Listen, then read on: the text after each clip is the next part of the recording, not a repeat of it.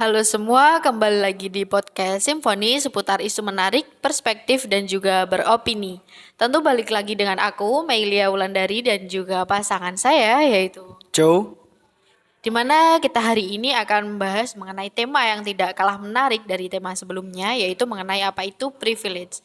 Kalau menurut aku, privilege itu adalah jalur khusus yang diterima oleh beberapa orang di mana mereka memiliki tujuan yang sama, namun mereka memiliki proses yang berbeda daripada lainnya. Mereka akan memiliki kemudahan yang lebih dan mereka akan lebih cepat dalam mendapatkan apa yang mereka inginkan daripada orang lain. Kalau menurut kamu nih, apa sih privilege itu? oke. Kalau definisi terkait privilege, tentu saja sudah banyak berkembang di masyarakat terkait definisi dari privilege itu sendiri. Akan tetapi, kalau kita membicarakan kesimpulan atau inti dari privilege itu sendiri adalah seseorang atau sekelompok orang yang memiliki hak istimewa ketimbang kelompok lainnya. Nah, jadi dengan hak istimewa ini tadi, mereka lebih mudah untuk mendapatkan apa yang mereka inginkan. Jadi seperti itulah kalau inti dari definisi privilege itu sendiri. Oke, jadi tidak jauh beda ya definisi yang kita pahami mengenai apa itu privilege. Jadi sebuah keistimewaan yang dimiliki oleh seseorang sehingga dia bisa mendapatkan apa yang mereka inginkan lebih mudah daripada orang lain gitu. Lalu kalau kita berbicara mengenai bentuk-bentuk dari privilege itu apa saja? Sehingga kalau kita tahu bentuknya, kita bisa membedakan antara privilege satu dengan privilege yang lainnya. Oke, membicarakan terkait bentuk privilege juga di masyarakat, yang paling sering disebutkan adalah privilege dari dari uang atau dari orang tua mereka. Dalam artian bisa dia lahir dari keluarga yang terpandang atau orang kaya, semisal seperti itu. Padahal kalau kita membicarakan terkait bentuk-bentuk privilege, itu banyak sekali. Ada yang mendapatkan keistimewaan karena faktor ras. Semisal saya hidup di Amerika pada tahun berapa ya, saya lupa itu. Ketika saya memiliki kulit putih, maka saya memiliki hak yang lebih ketimbang yang kulit hitam. Nah, itu yang namanya privilege atas ras. Ada juga privilege atas jenis kelamin.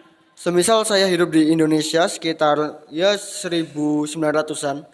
Maka di situ ketika saya terlahir sebagai seorang laki-laki, maka saya memiliki hak istimewa karena pada saat itu saya atau laki-laki yang diperbolehkan untuk mengenyam pendidikan. Dan masih banyak lagi, ada juga privilege atas penampilan, ada juga privilege atas uang itu tadi, ada juga privilege atas relasi. Jadi sekian banyak bentuk dari privilege itu.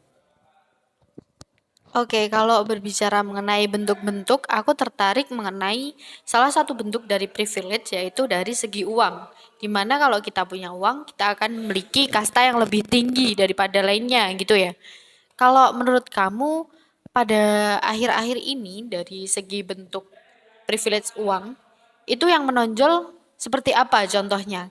Aku penasarannya di situ.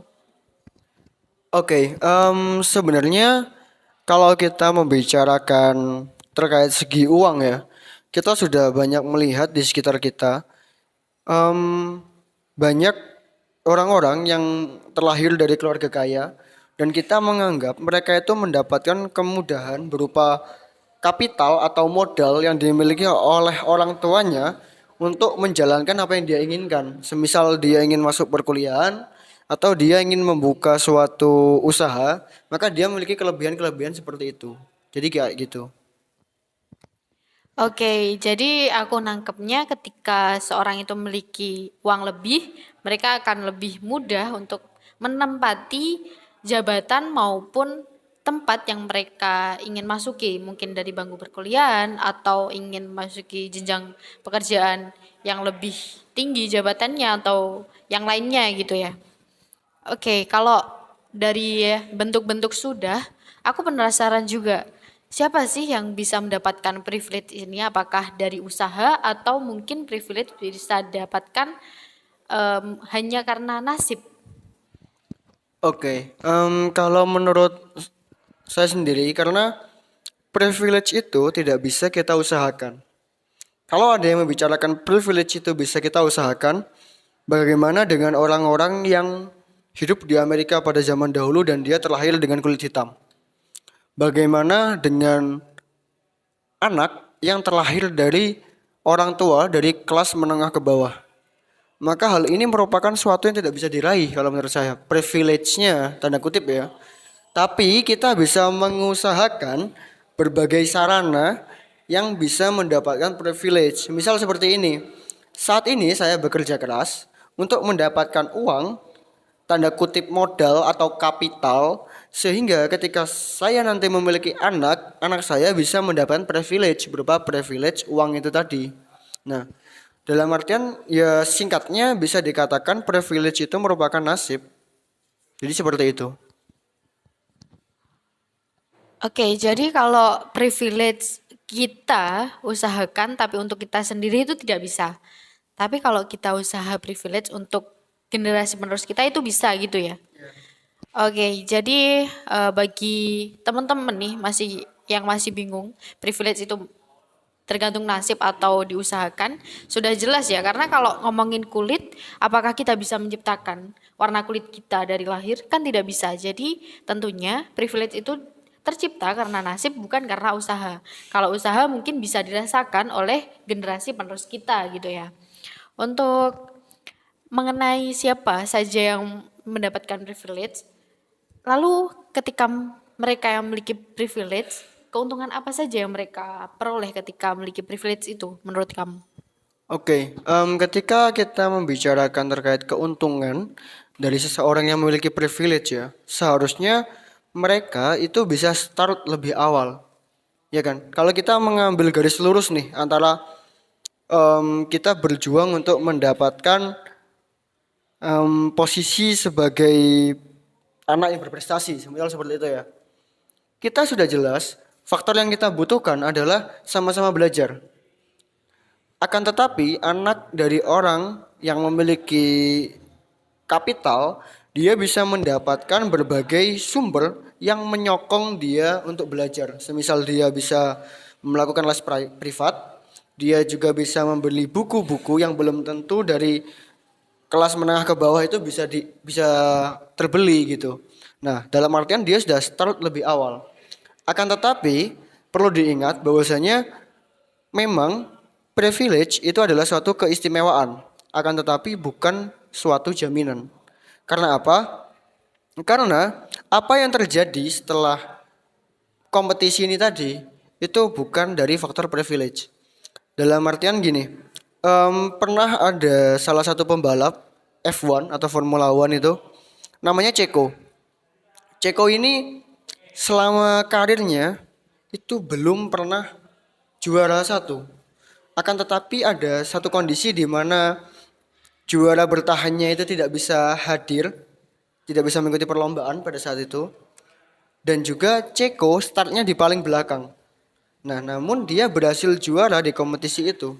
Sebenarnya gini, dia nggak langsung jadi juara satu, akan tetapi dia masih di urutan yang nomor dua. Di depannya masih ada orang lagi nih. Akan tetapi dia harus minggir karena ada kesalahan mekanik dari mobilnya. Akhirnya Ceko ini yang maju, sehingga dia jadi juara satu.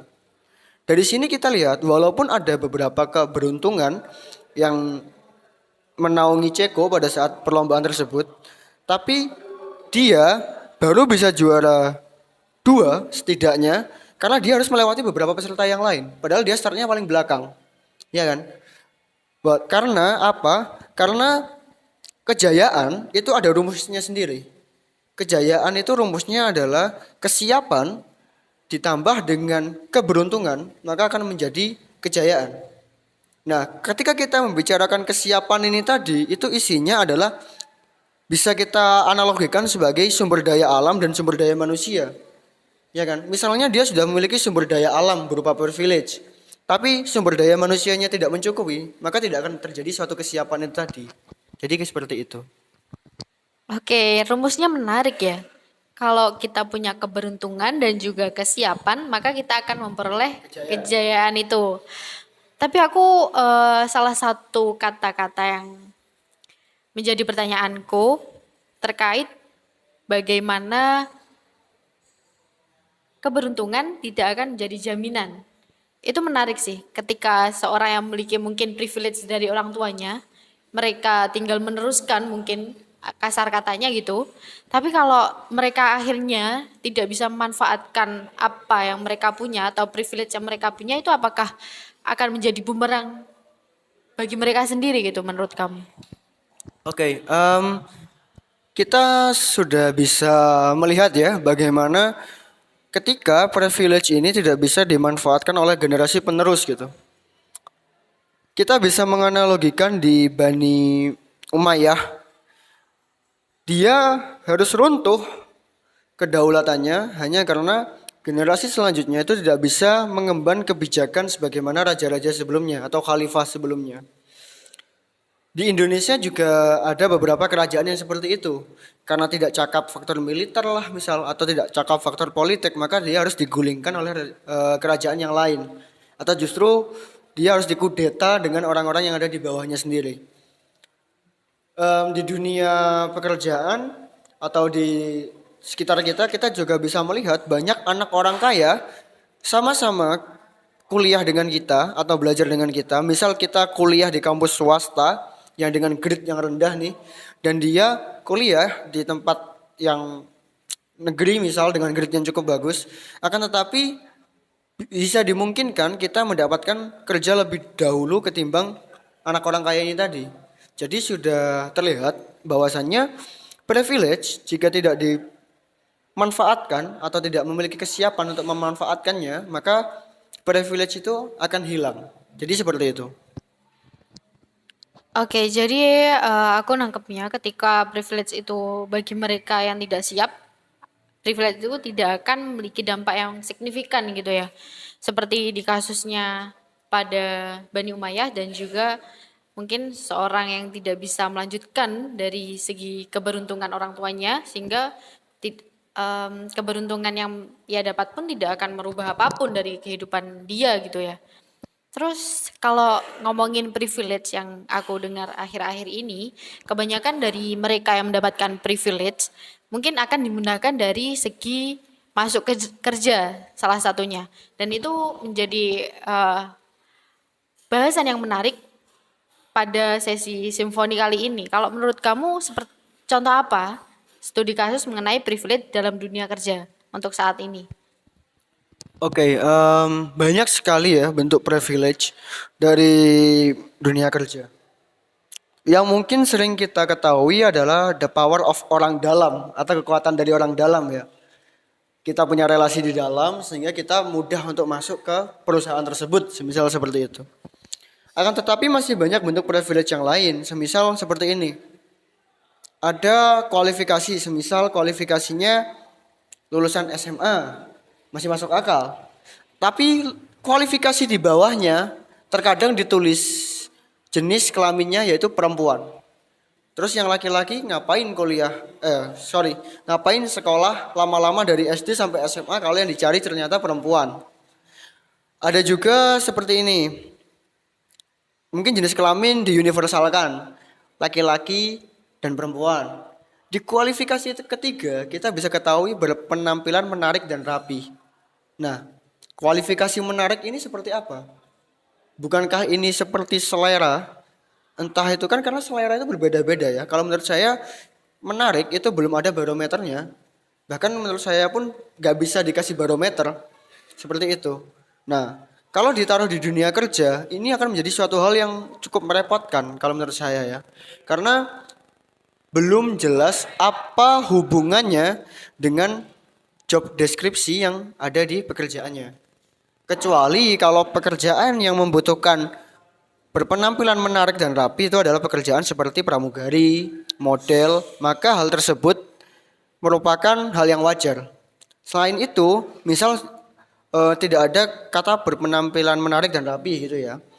Adanya kualifikasi status sekolah atau status pendidikan, yang bawahnya adalah jenis kelamin mungkin diuniversalkan, dan yang ketiga mungkin kita sering dengar adalah taat beribadah atau beragama Islam dan taat sholat. Nah, kalau kita membicarakan hal seperti ini, ngapain saya harus kuliah 4 tahun Semisal saya bukan non muslim, saya nggak kepake di dunia kerja, nyobek ijazah aja mendingan, kan seperti itu. Jadi itu tadi adalah beberapa bentuk terkait privilege itu sendiri di dunia kerja. Oke, aku tertariknya dari segi ketika kita masuk ke dunia kerja, tetapi kualifikasinya tidak dibutuhkan pada job desk gitu ya. Terus gini, kalau kasusnya seperti ini, ketika mereka masuk bukan karena job desk atau spesifikasinya itu tidak masuk dari job desk itu, apakah tidak berbenturan antara antara privilege itu sendiri dengan kompetensi yang dibutuhkan dari segi job desk? Apakah bisa mempengaruhi perusahaan atau manajemennya mungkin? Kalau menurut kamu gimana? Kalau menurut aku sendiri jelas-jelas mempengaruhi kinerja dari perusahaan ya, karena belum tentu orang yang memiliki relasi ke dalam dan juga orang yang sesuai kualifikasi tanpa ada hubungannya dengan job di situ tadi memiliki kompetensi untuk menjalankan posisi yang dia dapatkan nantinya. Dan ini sudah jelas bahwasannya gini, simpelnya gini aja. Kita aja menolak pemerintahan untuk melakukan KKN, ya kan? Apalagi ini hanya taraf perusahaan. Sudah jelas dia akan kacau balau karena belum tentu orang-orang yang menduduki posisi-posisi tersebut terspesialisasi di posisinya. Jadi seperti itu. Oke, jadi nggak usah terlalu ribet bertele-tele kalau kita saja tidak mengamini adanya ketidaksesuaian antara spesifikasi dan juga job desk yang mungkin nantinya bisa merusak tatanan yang ada di perusahaan atau merusak apa yang diharapkan dari pekerja atau perusahaan itu sendiri gitu ya. Kalau melihat beberapa studi kasus mengenai privilege, adanya kerumpangan dan juga hal-hal yang kurang sesuai dari adanya privilege, cara bijak menyikapi adanya privilege itu menurut kamu seperti apa? Oke, kita perlu ingat dari kalimat yang awal tadi ya, privilege memang suatu keistimewaan, tapi bukan merupakan suatu jaminan. Nah, jadi untuk orang-orang yang tidak memiliki privilege ini tadi, jangan sampai kalian terus menyerah. Memang kalian tidak memiliki keistimewaan, tapi bukan berarti kalian adalah pecundang. Nah, kesalahan dari kita adalah biasanya mengejar apa yang namanya kebahagiaan. Padahal dalam pandangan saya nih, kebahagiaan itu seperti lagunya Five Minutes. Semakin kau kejar, semakin kau jauh gitu. Jadi seharusnya kita mengejar serangkaian hal yang bisa membuat kita bahagia. Kalau memang ada privilege dan kualifikasi yang tidak jelas itu tadi, kita tidak bisa memutarbalikkan hal tersebut. Karena itu memang hak istimewa yang dimiliki oleh beberapa kelompok. Kalaupun kita bisa, kemungkinan atau probabilitasnya itu sangat kecil. Jadi kalau menurut saya, mending kita step by step aja. Kita step by step membangun usaha kita sendiri. Ya kan? Kalau kita tidak diterima di suatu tempat, kenapa kita tidak mencoba membuat kanal kita sendiri? Nah, jadi seperti itu kalau menurut saya. Oke, menarik sih seperti kata yang barusan aku dengar, kalau kita tidak bisa diterima di perusahaan yang kita tuju, kita bisa menciptakan jalur kita sendiri. Kalau aku ingat kata salah satu dosen aku yang kemarin mengajar, itu kalau kita ingin jadi seorang pengusaha, kita tidak usah mengikuti jalur orang-orang yang mereka lewati. Kita bisa mencari jalur yang lain untuk mundur satu langkah, tapi untuk menciptakan jalur sendiri kemudian menjadi pemenang gitu ya. Oke, terkait privilege itu aku dan juga pasangan saya sudah mengupas beberapa dari segi definisi dan juga studi kasus mengenai privilege. Mungkin untuk penutup nih, quote seperti biasa.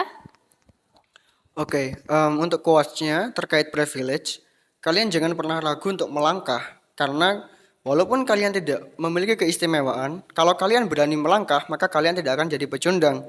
Dan ingatlah lagu dari Fish yang pernah mengatakan banyak cara kelinci dibalap kura-kura. Jadi seperti itu. Oke, menarik sih quotes-nya. Tapi aku karena itu terlalu panjang jadi tidak bisa saya ulang gitu ya. Tapi balik seperti biasa kalau kalian suka bisa like, komen dan subscribe dan kalau bisa kalian share ke teman-teman kalian. Jangan lupa kalau kalian ingin membahas maaf, kalau kalian ingin kita membahas suatu topik bisa kalian request di kolom komentar dan juga apapun saran dan juga kritik yang membangun akan kami siapkan di podcast selanjutnya. Oke, aku Melia Wulandari dan juga pasangan saya pamit undur diri. Sekian terima kasih dan see you next video.